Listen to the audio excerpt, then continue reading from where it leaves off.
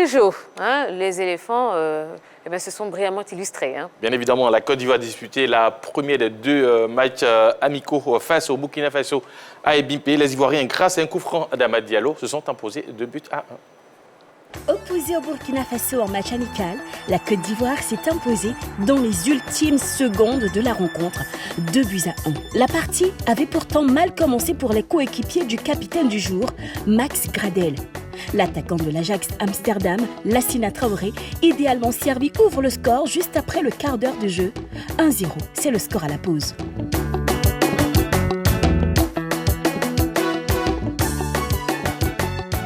À la reprise, les éléphants ressortent des vestiaires avec de bien meilleures intentions. Ibrahim Sangaré à la réception d'un coup franc de Max Gradel, 1-1.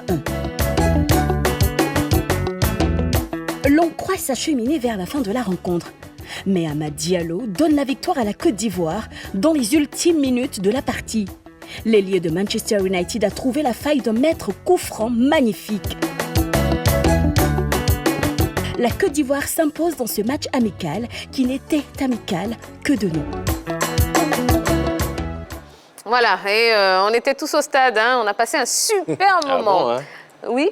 Ah bon? Mais bien sûr. Vous étiez au stade? Bien sûr. Ah ben attendez. Ah, mais j'ai dansé, hein. J'ai bien dansé en tout cas. Alors, comment avez-vous trouvé les éléphants dans cette rencontre? Ou plutôt, comment avez-vous trouvé nos nouveaux éléphants? Allez, ça y est, le téléphone est ouvert. Vous pouvez commencer à nous appeler en composant le 00225 27 21 59 93 99 27 21 59 93 99. Qu'est-ce que vous avez pensé de nos éléphants? C'est très simple. Et puis, on ira également sur la page Facebook parce qu'il y a énormément de messages et je me ferai un plaisir de vous lire. Alors, je commence avec vous, Anne-Marie. Comment vous les avez trouvés, nos nouveaux éléphants? Oh, en tout cas, je me suis amusée comme vous. Hein. J'étais au stade, c'était parfait. Voilà. En tout cas, j'ai vu que Patrice Baumel a aligné une très belle équipe de jeunes. Voilà, il a lancé ces jeunes sur le terrain. Et ces jeunes-là ont fait preuve d'un état d'esprit fort, au fait d'un mental fort. Ils étaient menés, mais ils ont trouvé les ressources nécessaires pour rebondir, pour réagir. Et là, jusqu'à dans les dernières minutes, ils n'ont pas abdiqué. Et là, ils ont fini cette rencontre-là avec une victoire 2-1. Chapeau à ces jeunes-là qui commencent, pour ma part, très bien. Henri Jo. Bon, j'ai trouvé que d'abord, il y avait une bonne ambiance. Depuis les convocations, l'arrivée, jusqu'à ce qu'on arrive au match, il y avait une très belle ambiance au sein de cette équipe des éléphants. À commencer par Seredier qui, comme d'habitude, a taquiné les nouveaux. Ensuite, l'image même qui m'a beaucoup impressionné, c'est quand Jérémy Boga devait entrer, ils sont tous venus le féliciter pour dire, allez, voilà, il faut partir, il faut apporter ce que tu sais faire. Et là, il est rentré, il a quand même changé le coup du jeu, il a apporté quelque chose de nouveau sur le côté. On l'avait vu déjà en 10, mais bon, au coup du match, il a tout de suite glissé sur le côté parce que c'était un ailier. Et un ailier, il est toujours en train de chercher le ballon pour essayer de déborder, c'est ce qu'il a fait. Ensuite, les nouveaux qui sont arrivés, que ce soit Sango, que ce soit Hassan Kamara, bon, c'est vrai, il a été un peu décrié, mais quand même, il a montré qu'il était vraiment impliqué dans le jeu, sans oublier le jeune Amad Diallo, le bon retour de Jérémy Boga et surtout la sérénité derrière avec Willy Boli qui m'ont également impressionné tout au long de ce match. Je dirais que les éléphants se sont très bien comportés et comme Anne-Marie vient de le dire, rarement on a vu cette équipe des éléphants capable de réagir de cette manière. Parce que souvent, quand la Côte d'Ivoire est menée, c'est difficile de les voir revenir dans la partie. Mais là, quand ils ont été menés, ils se sont battus, non seulement pour obtenir l'égalisation, mais derrière, ils ont pu l'emporter 2-1. Et aussi, chapeau à un joueur comme Marcelin Gradel, qui à un moment de la partie a pris ses responsabilités et a tiré tout le monde vers le haut. D'accord. Jean-Philippe, mais moi, est-ce que le tableau est aussi... Non, au niveau de l'équipe, moi, il m'a été difficile en fait de les juger parce qu'ils ont eu un adversaire beaucoup plus fort que le Burkina Faso, c'est l'état de la pelouse du stade Ebimpe. Ça n'a pas permis aux garçons, aux artistes de véritablement s'exprimer. Je ne sais pas quel problème il y a avec cette pelouse, mais il faut qu'au niveau des autorités, on puisse y remédier. Parce que c'est malgré cela, ils ont quand même... Non, il faut arrêter. Sportif. Henri Jo, évoquons le sportif d'abord. Non, excusez, je suis désolé. Vous avez tous parlé du plan sportif. Je ne sais pas qu'est-ce qu'on va dire sur le plan sportif. Les garçons étaient motivés. Ils ont essayé. Vous parlez de Jérémy Boga. Il a essayé. Si on parle du rendu du jeune, comment il s'appelle, du jeune... Non, Amad Traoré, excusez. à part le coup franc. On a sorti un garçon qui... Amad Diallo. Amad, oui, Amad. Il y a Traoré aussi ouais. dans son nom. Un garçon qui cherchait à réaliser des gestes techniques. Il ne pouvait pas sur cette pelouse. Pourquoi on handicape nos propres joueurs sur ce terrain? Je suis désolé. Les garçons étaient motivés. Ils ont fait quelque chose d'extraordinaire. Mais moi, je vois déjà loin. La prochaine rencontre ici, c'est en septembre. Et comme on appelle, durant la prochaine fenêtre, avec les éliminatoires de la Coupe du Monde, sur une telle pelouse, on va handicaper notre équipe. Sur cette rencontre, je pense qu'il y a une bonne motivation. L'adversaire également nous a permis de nous surmotiver parce que les Burkinabés ne sont pas venus jouer qu'un match amical. Non, et ça a permis d'avoir tout simplement ce beau rendu. Donc félicitations aux athlètes, mais il faut qu'on règle le problème de la pelouse. D'accord. Bon, ça y est, vous avez poussé votre coup de gueule là, de la soirée. Et on va continuer. Allez, on prend la direction de Tout le Pleu avec M. Aristide. Bonsoir. Bonsoir, Tia. Comment allez-vous? Ça va bien. Bonsoir, la grande fille. Bonsoir, M. Aristide. Bonsoir, M. Aristide. Alors, monsieur... Ah. Bonsoir, monsieur. Alors, Aristide, les nouveaux éléphants vous ont-ils convaincu? Je pense que pour ce match-là, les éléphants ont joué sur trois visages. Je pense que pour le premier visage, le premier classement là, où l'entraîneur Patrick Baumel a mis le jeune Cotonou du Nord. Je pense que le jeune était un peu en dedans.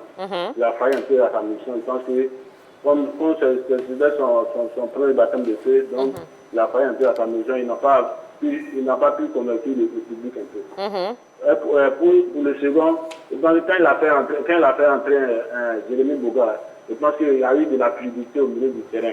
Je pense que ce jeune-là, il a porté de la finesse, de la dette à ce milieu-là, en faisant des buts. Il a permis à subir ce but-là. Je pense que ce jeune-là, il a un très prometteur. Je pense que pour le troisième, je pense que quand il a fait le changement, quand il a mis Jérémy Boga, quand il a mis Alain Gradel, puis il a mis le jeune Amad Diallo, et il a mis l'autre là, lui qui joue à Florentie, Christian Kwame. En Italie, là. Christian Kwame.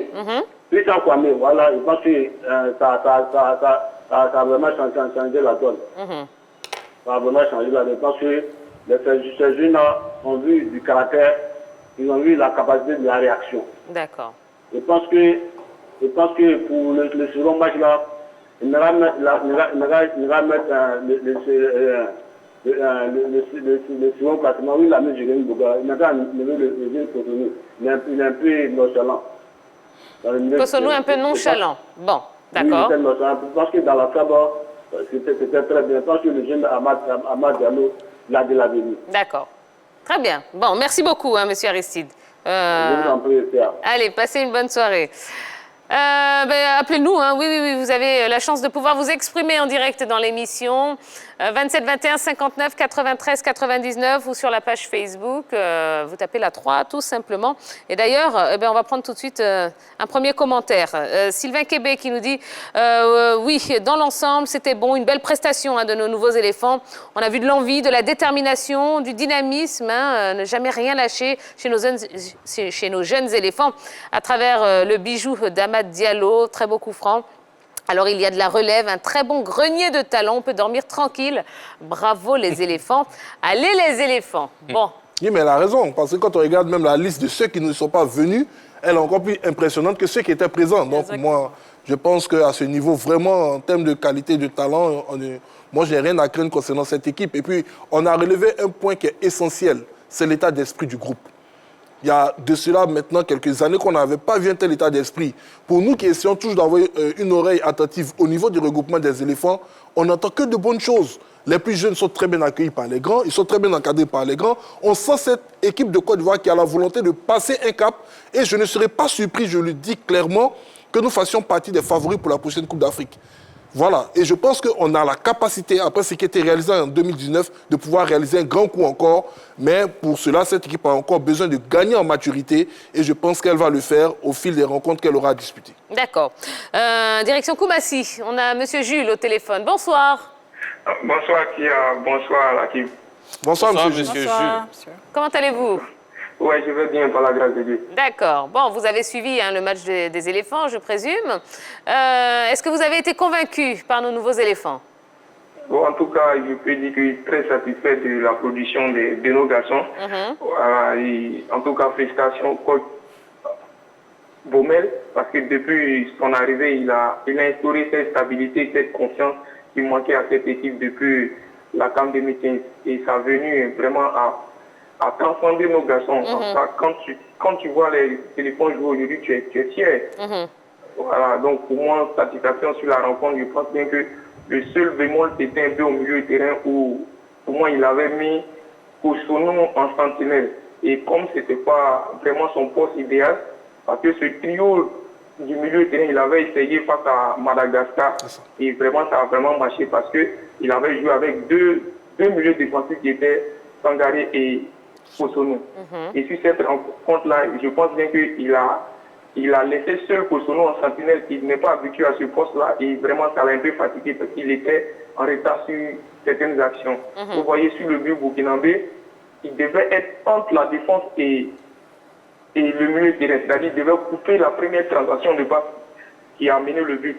Mais comme il n'a pas cette aptitude de sentinelle, ça l'a un peu perturbé. Et le coach a vu juste, en le faisant sortir en second période, il a fait rentrer Jérémy Bougal qui vraiment a transcendé, ça a permis la fluidité au niveau du milieu de terrain et on a vu ce que ça a apporté. Donc moi, c'est ce petit moment-là qui a un peu joué, mais il a vite, comment on appelle, trouver le mot juste et trouver la faille. Et vraiment, ça a permis aux éléphants de transcender en seconde période. Et vraiment, félicitations aussi à Mas Gradel qui, pour moi, a porté l'équipe. Il a montré vraiment que c'est le grand frère. En tout cas, c'était, je peux dire, sur le plan offensif, c'était l'atout numéro 1 de cette équipe de Côte d'Ivoire. Et vraiment, il a assuré. Et sans oublier aussi nos deux latéraux qui sont Sengo, qui vraiment, pour sa première titularisation, a montré de belles choses. Son envie, sa capacité à aller chercher la profondeur. Et vraiment, ça a été bon. Hassan aussi, de son côté, n'a pas vraiment... En tout cas, il s'est battu comme il peut. Et félicitations aux garçons. Et vraiment, chapeau à Baumel qui a vraiment instauré cette discipline et cette envie même à ces garçons-là de pouvoir, en tout cas, hausser le niveau du football ivoirien et le drapeau de la Côte d'Ivoire. Eh bien, chapeau à vous, Jules, pour cette belle analyse. Ah, ben, okay, merci à vous. Merci, passez une belle soirée. Ah, ils sont forts, nos téléspectateurs. Oui, ils sont forts, ça promet. Absolument. Je voudrais continuer pour dire que Baumel va faire pour les prochaines compétitions à venir, notamment la CAN 2021, la CAN 2023, il aura un beau mixte entre les quatre. Et ces jeunes-là, au fait, ça serait un cocktail, j'allais dire, détonnant, au fait, pour l'équipe nationale. Donc là, ça présage de meilleures choses, au fait, pour les éléphants de Côte d'Ivoire, surtout avec ce mental-là qui a pris de la hauteur. En tout cas, bravo à eux. Alors, on va distribuer les bons points maintenant. Allez, quels sont les joueurs qui méritent un bon point? Allez, on commence avec vous, Anne-Marie. Amad Diallo. Oui. Ah, ben là, je pense qu'il est en train de devenir le chouchou des Ivoiriens. Il aura fallu un coup franc pour... Oui, mais il a eu toute la maîtrise, il est jeune, et puis il a eu toute la maîtrise, toute la sérénité pour pouvoir faire ça. Ouais. C'est grandiose, au fait, pour son âge. On ne va pas juste dire qu'il est magnifique, on va pas... C'est bien qu'on lui jette des fleurs, mais il faut qu'il sache qu'il doit continuer de travailler, voilà. C'est cela. Donc, Amad Diallo, pour vous. Oui. Sengo. Wilfried Sengo. Ouais. Moi, je l'ai appelé, je l'ai surnommé, disons, droit au but. C'est-à-dire, quand il prend le ballon, c'est tout de suite... vers le camp adverse qu'il se dirige et il a une capacité de perforation, il a une capacité de débordement que pour sa première sélection, moi je l'ai trouvé phénoménal ce joueur-là. Et j'espère qu'il va continuer comme cela avec les éléphants. C'est vrai, à sa place, ce n'est pas lui le titulaire, puisque le titulaire, c'est le capitaine Césorier, mais il aura une bonne concurrence derrière. Et je pense que ça va vraiment apporter quelque chose de nouveau dans cette équipe des éléphants. Bon, c'est une bonne doublure quand même pour certains. Bien évidemment. On va prendre votre bon point dans un instant, puisqu'on a M. Adja Olivier qui nous appelle de Yopougon. Bonsoir Olivier. Ok, bonsoir madame. Comment allez-vous? Ça va très bien chez vous. Oh, ben super. Nous, on est là, on est content d'être avec vous ce soir. Ok, merci. Alors, Olivier, est-ce que vous avez été convaincu par nos nouveaux éléphants? Oui, j'ai été très bien convaincu, mais j'attendais quelque chose de nouveau de la part des Ivoiriens, en fait. D'accord. Alors, ça, c'est le milieu de terrain. La transition entre l'attaque et le milieu de terrain, c'est toujours un problème. Alors, attendez, Olivier, diminuez le son derrière vous, comme ça, on va bien vous entendre. Ou coupez le son carrément, coupez le son derrière vous.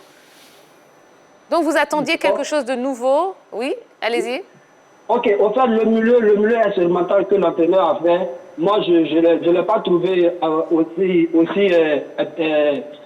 aussi plaisant que ça. Pourquoi? Parce que quand un avancement descend de sa zone, venir chercher la balle jusqu'au stand pour se retourner, c'est encore fatigant. Alors, il avait appelé un milieu de terrain qui évolue à l'Espérance de Tunis, mais je ne sais pas pourquoi cette fois-ci, il ne l'a pas appelé. Alors, vous voyez, quand Sangaré jouait avec le numéro 8, ça fait qu'il n'y a pas un vrai 10 pour tourner la balle. Et quand c'est comme ça, le jeu est imposé sur la défense. Moi, j'aurais voulu très bien que l'entraîneur ait maintenant le courage d'appeler un vrai 10 qui va venir tourner entre l'avancement et les deux milieux. En ce moment, la transition entre l'attaque et la défense serait un peu utile pour pouvoir marquer. Parce que quand c'est comme ça, le jeu est reposé uniquement que devant la défense. Il n'y a plus de milieu relayeur comme on a connu dans le temps de Yaya Touré. Et je pense qu'il y a assez de joueurs, ivoiriens qui évoluent dans des différents championnats et que l'entraîneur aille vraiment chercher ce milieu-là, ce sentinelle, un vrai 10 qui va venir jouer devant la défense pour pouvoir mieux relayer la balle. Sinon qu'il y avait un chantier, qui était le chantier de la défense. Je pense que ce chantier est déjà vraiment réglé. Il y avait un autre chantier qui reste maintenant le vrai chantier, qui est le chantier du milieu. Il faut un vrai 10.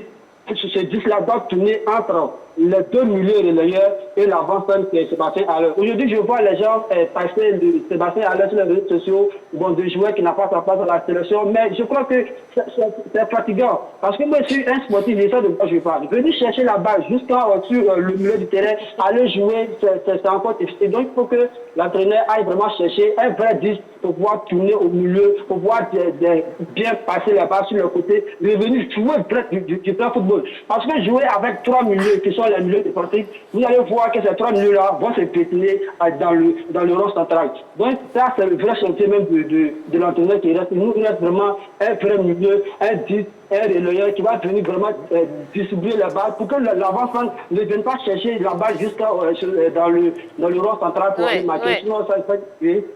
Si, tout à fait. Non, mais on a bien compris, Voilà. Donc, moi, voilà. je trouve Allez, que rapidement, Olivier, parce qu'il y a du monde, c'est vrai, il y a du monde qui aimerait s'exprimer. Allez-y, rapidement, terminez vos propos. Moi, je trouve que le vrai chantier de l'entraîneur, ça nous reste une seule chose à la Côte d'Ivoire, la sélection ivoirienne, de trouver vraiment un 10 qui va venir distribuer la balle, non seulement pour les attaquants sur le côté, et puis pour l'avant-centre. Sinon, quand un avant-centre qui est devant la surface de réparation, venir chercher la balle dans le rond central, même jusqu'à 10 sélections, il ne pourra même pas marquer 2 buts. D'accord. Ouais. Olivier, respirez. C'est bon. Donnez-lui de l'eau. D'accord, merci Olivier. Bon, on a compris. Il nous manque un vrai 10. Voilà, et c'est le premier chantier, le gros chantier en tout cas de Patrice Baumel. On a bien compris. Merci en tout cas pour votre belle analyse, Olivier. Allez, votre bon point du match. Mais j'ai eu du mal à, je dirais, dissocier les athlètes les uns des autres. Mon bon point est attribué à l'ensemble de l'équipe. Mais si je dois tout simplement féliciter un garçon qui a su apporter du renouveau dans cette formation durant le match, je pense qu'il faut saluer l'apport de Jérémy Boga. Il était attendu depuis un long moment. Il est arrivé au milieu des terrains. Il a apporté cette fraîcheur également sur les côtés. Il a été très vivoltant. Donc, je pense qu'il était le facteur X de cette rencontre. Même si, bien évidemment, avant qu'il ne fasse son entrée, Max Gradel était étincelant. D'accord, très bien. Monsieur Bolou, qui nous appelle de Tabou. Oui, c'est M. Bolou. Oui, bonsoir, Monsieur Bolou. Comment allez-vous? Bonsoir, le plateau. Bonsoir, M. Bolou. Vous allez bien? Oui, ça va, ça va. D'accord. Allez, même question pour vous, M. Bolou. Est-ce que vous avez été convaincu par les nouveaux éléphants? En tout cas, plus que convaincu, sincèrement. Le match que j'ai regardé, j'ai été vraiment convaincu. Il faut dire que depuis très longtemps, je n'avais même vu la Côte d'Ivoire jouer comme ça, depuis longtemps. Et on a un très bon match. On a produit un très bon match avec cet entraîneur. Vraiment, on peut aller loin. Oui. Donc, je suis fier de mon équipe, je suis fier de cette équipe de Côte d'Ivoire, surtout le nouveau joueur, le jeune homme qui a marqué le but extraordinaire là. Amad Diallo. Voilà. Oui. Amad Diallo, on peut compter avec lui. Oui. Vraiment, félicitations aux éléphants. Et vraiment, je soutiens tout le monde. Je pense que cette équipe de Côte d'Ivoire du Cotonou, voilà. D'accord. Merci beaucoup. Eh bien, merci beaucoup, M. Bolou. Merci infiniment. Alors, Anne-Marie, on a distribué les bons points. Si vous aviez une déception dans cette équipe, ce serait laquelle? Une déception, pas vraiment, juste des encouragements en fait, parce que c'est des jeunes qu'on a mis sur le terrain. C'est vrai qu'on ne va pas les brûler tout de suite. C'est vrai qu'il y a eu des choses qui ne se sont pas bien passées. Mais je vais dire, l'entraîneur a été conscient de cela. Il a dit en conférence de presse, il va falloir travailler encore avec ces jeunes-là pour les remettre en confiance, pour les remobiliser, pour qu'ils puissent avoir le moral encore plus haut. Parce que c'est vrai, il y a le talent, mais si le mental il est fort, je crois que ça peut faire beaucoup de choses. Ça peut faire la différence. Messieurs, est-ce que vous avez eu des déceptions? Non, pas particulièrement. J'ai souri parce que quelque chose me disait comme ça, que si mon ami Beau Sylvain était dans les poteaux, quelque chose, c'est qu'il allait se passer, les Ivoiriens allaient dire que c'était lui. Mais bon, il est sur le banc. C'est pour charrier un peu Beau, que j'aime énormément. Mais il n'y a pas eu de déception. Je pense que le groupe vit bien et ils se sont tous donnés à fond. Voilà. Ben, j'ai envie de parler du remplaçant de Bobo. Voilà. Allez-y, rapidement, parce qu'on a M. Kamagaté. Il n'a pas eu énormément de choses à faire. Énormément d'action, mais la seule action burkinabé est allée au fond. Donc, j'aurais aimé qu'il soit... Et puis, la balle ne passe pas trop loin de lui. J'aurais aimé qu'il essaie de dégager un peu le ballon. Voilà. D'accord, très bien. Direction Gagnon avec M. Kamagaté. Bonsoir. Bonsoir, la grande team. Bonsoir, M. Kamagaté. Comment allez-vous, M. Kamagaté? Oui, ça va très bien. Ça va. Alors, qu'est-ce que vous avez pensé de nos jeunes éléphants? Je pense que les éléphants ont vraiment superbement bien joué. Et ils étaient vraiment à place à terre le but des Burkinabés. Et il faut dire que les Burkinabés ne voulaient pas perdre cette rencontre-là, tout comme les éléphants. Donc, on a assisté à un très grand match de football où on a vu Marc Bradel, le tueur des Lions, et qui a encore fait un match exceptionnel. Et je dis comme ça, bravo à Marc Bradel qui continue comme ça. Et surtout, l'enfant de Godi Bekou, et comme on appelle ça, sanctifié, qui m'a vraiment impressionné encore une fois. Et tous les autres joueurs, j'ai dit comme ça, bravo aux éléphants. Et ils ont commencé à nous montrer vraiment qu'ils sont vraiment en forme, ils sont en plein pour la prochaine CAN. Mais j'ai dit comme ça encore bravo à Baumel, qui est en train de faire un travail exceptionnel. En ce qui concerne l'état de la pelouse, il faut qu'on laisse ça maintenant. On a trop critiqué ça. Nous demandons aux joueurs de rester concentrés et de laisser cette affaire de pelouse à les jouer en espace. On a trop parlé de ça. On ne sait pas. Nous demandons aux enfants de continuer à jouer. Jusqu'à ce que ça change, normalement, nous sommes capables de critiquer cette pelouse qui vraiment ne fait pas l'honneur de ce beau stade qui est quand même un joyau incroyable. Et donc, nous demandons aux enfants de se concentrer et de nous faire toujours plaisir comme ça. Je dis comme ça, bravo à la grande team. C'est tout la fois que moi, j'ai essayé de regarder les matchs. Le samedi, j'étais très occupé. Mais grâce à la foi, j'ai suivi les matchs hier. Nous avions des 16h à 17h par là. Je dis comme ça, bravo à la foi. Merci beaucoup. Merci beaucoup, M. Kamagaté. Bon, passez une bonne soirée. Hein? Merci beaucoup. Allez, on vous embrasse très fort, M. Kamagaté. Alors, M. Kamagaté a évoqué les étalons du Burkina. Est-ce qu'ils vous ont impressionné, ces étalons, Anne-Marie? Quelque peu quand même. Parce que quand je les ai vus jouer, je me suis dit, waouh, ça n'a rien de match amical du tout. Ah, finalement, hein? Ah oui. Ils sont venus pour jouer, vraiment pour tout donner, au fait, pour repartir avec la victoire. Donc là, ça s'est vu sur le terrain, mais malheureusement, la Côte d'Ivoire était au-dessus. La Côte d'Ivoire a eu un peu plus de cran face à cette équipe burkinabé qui, malheureusement, a poussé. La première mi-temps, c'est eux qui ouvrent le score, mais ensuite, la Côte d'Ivoire qui égalise et qui reprend la main. Donc, dommage pour cette équipe burkinabé-là qui, malheureusement, est tombée sur une équipe plus forte qu'elle. Ah, mais ils ont bien joué. Ils ont bien joué. Et comme Anne-Marie l'a dit, il n'y avait rien d'amical dans ce match. On l'a vu avec les Burkinabés qui étaient concentrés, qui étaient concernés. Du début à la fin, ils se sont tellement plaints que parfois, ils ont oublié qu'il y avait un match à jouer, puisque, resté dans même le capitaine Bertrand Traoré, resté à tempêter du début à la fin. Même il a été rappelé à l'autre par Franck Kessie à un moment de la rencontre. Mais cette équipe burkinabé, pour moi, m'a impressionné. D'abord, une bonne défense avec Dayo et Tapsouba qui ont assuré. Derrière, ils ont véritablement muselé à l'heure, qui a eu énormément de difficultés. On n'oublie pas aussi Hassan Bandé qui a fait un très très bon, et surtout les latéraux burkinabés qui n'hésitaient pas à monter et à redescendre. Et sans oublier le portier qui malheureusement est sorti, Hervé Kofi, qui sort une tête de Willy Boli, mais là aussi ça allait être le tournant du match. Après, il se blesse. On ne dirait pas que c'est son absence qui a fait que la Côte d'Ivoire a gagné, puisque les Ivoiriens, quand même, ont très bien joué. Mais en face, on avait une équipe burkinabé qui, pour moi, sur ces dernières années, a commencé à se reconstruire et surtout est en train de gagner en maturité. Et s'il continue comme cela, quand même, dans les années à venir, cette équipe burkinabé-là fera très peur. Non, moi, tout ce que j'ai à dire concernant l'équipe burkinabé, c'est félicitations, parce que j'aime ce genre d'adversité. Quand on décide, surtout sur le continent africain, de jouer ce genre de rencontres avec un niveau assez élevé, on ne peut que s'améliorer. Quand on regarde les rencontres amicales au niveau des nations européennes, on voit qu'ils jouent avec une certaine intensité, ça leur permet d'être rapidement opérationnels quand ils vont dans les grandes compétitions. Nous, ici, ces rencontres-là, on les prenait véritablement sur disons, le volet amical. Et avec ce que le Burkina a montré aujourd'hui, j'espère que ça va créer des émulations à travers toutes les autres rencontres qui vont se jouer entre les nations. Je disais comme ça pour les charrer que s'ils avaient prévenu les Ivoiriens qu'ils allaient nous donner autant de fil à retordre, c'est sûr qu'on aurait mis les Sergeries et autres et on aurait joué une véritable rencontre. Mais bon, c'est une rencontre très, très familiale entre deux pays qui se connaissent énormément.